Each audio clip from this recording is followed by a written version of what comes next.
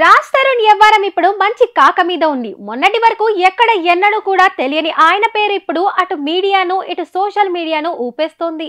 లావణ్య అనే యువతి తను రాజ్ తరుణ్ ప్రియురాలు అని, మేమిద్దరం కలిసి 11 ఏళ్లుగా రిలేషన్ లో ఉన్నామని తెలిపింది. అంతేకాకుండా మేమిద్దరం గుడిలో పెళ్లి కూడా చేసుకున్నామంటూ సంచలనం రేపింది. రాజ్ తరుణ్ తనను వదిలేసి తిరగబడరా స్వామి సినిమా హీరోయిన్ మాల్వి మల్హోత్రాతో ఎఫ్ఐఆర్ పెట్టుకున్నాడని, తనను ఇద్దరూ కలిసి బెదిరిస్తున్నారంటూ ఆమె కేసు కూడా పెట్టింది. ఇక రాజ్ తరుణ్ కూడా దానిపై స్పందించాడు.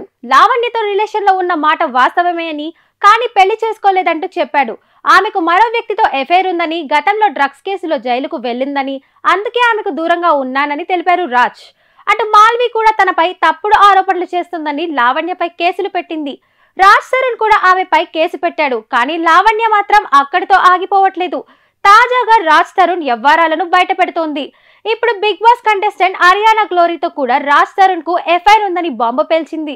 గతంలో అరియానాతో రాజ్ తరుణ్ ఓ సినిమా చేశాడని, అందులో వారిద్దరూ ఒక్కరోజు మాత్రమే కలిసి నటించినా ఇద్దరి మధ్య ఎఫ్ఐఆర్ కు దారి తీస్తుందని తెలిపింది. తాను నెల రోజులు కోర్స్ నేర్చుకోవడానికి గోవా వెళ్లిన సమయంలో తరచూ అరియానా రాజ్ తరుణ్ లు కలుసుకున్నారని, ఆ విషయం తనకు నటుడు రాజా రవీంద్ర ఫోన్ చేసి చెప్పినట్లు తెలిపింది లావణ్య. అరియానాతో మాత్రమే కాకుండా ఇంకా చాలా మందితో రాజ్ తరుణ్ కు ఎఫ్ఐఆర్ ఉందని సంచలన వ్యాఖ్యలు చేసింది. దాంతో ఈ కమెంట్లు కాస్త ఇప్పుడు సంచలనం రేపుతున్నాయి.